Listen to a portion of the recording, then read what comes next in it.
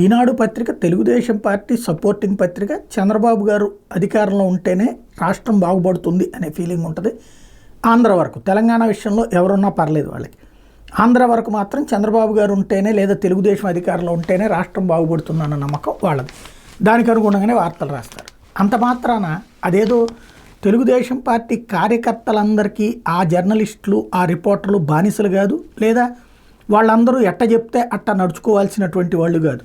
అది తెలియక తెలుగుదేశం పార్టీ నాయకులు కొన్ని చోట్లన వాళ్లతో మిస్బిహేవ్ చేస్తున్నటువంటి వేళ ఈనాడు ఓపెన్ ఆగ్రహం వ్యక్తం చేసింది. సాధారణంగా స్ట్రింగర్లకు ఏదైనా జరిగితే పట్టించుకోదనేటటువంటి పేరు నుంచి ఈ మధ్యకాలం స్ట్రింగర్లకు ఏదైనా ప్రాబ్లం వస్తే వార్తలు రాస్తున్నారు, వాళ్ళ కోసం అండగా నిలబడుతున్నారు. అది వేరే వాళ్ళు విపక్షాల వాళ్ళదైతే రాస్తారు, కానీ అధికార పక్షం వాళ్ళు చేస్తే రాస్తారంటే రాశారు. ఈ విషయంలో ఈనాడు యాజమాన్యాన్ని అభినందించాలి.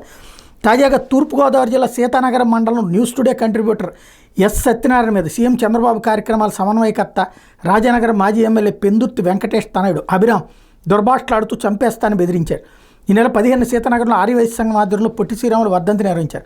కార్యక్రమానికి తెలుగుదేశం పార్టీ నియోజకవర్గ ఇన్ఛార్జ్ రుడా చైర్మన్ బొడ్డు వెంకటరమణ చౌదరి అభిరామ్ హాజరయ్యారు. దానికి సంబంధించిన వార్తల్లో తన పేరును ప్రత్యేకంగా కాకుండా కార్యక్రమంలో పాల్గొన్న వాళ్ళ పేర్లతో కలిపి ప్రచురించడానికి సహించలేని అభిరామ్ కంట్రిబ్యూటర్పై మండిపడ్డారు. సోమవారం తెల్లవారుజామున 5:31 కంట్రిబ్యూటర్కి వాట్సాప్ కాల్ చేసి తనకెందుకు తగిన ప్రాధాన్యం ఇవ్వలేదని ప్రశ్నించారు. తన తండ్రికి క్యాబినెట్ హోదా ఉందని అది కూడా ప్రస్తావిస్తూ ఆయన తనయుడు అభిరామ్ అవి అని రాయాలి కదా అని నిలదీశారు. కుటుంబ సభ్యులకు ప్రోటోకాల్ వర్తించాలని కంట్రిబ్యూటర్ బదిలివ్వడంతో తీవ్ర ఆగ్రహానికి గురై పరుష పద్యాలంతో దుర్భాషలాడారు. మహిళను వేధించామని కేసు పెట్టి జైలుకు పంపిస్తానని హెచ్చరించారు. కంట్రిబ్యూటర్ కుటుంబ సభ్యులను ఉద్దేశించి అసభ్యంగా మాట్లాడారు.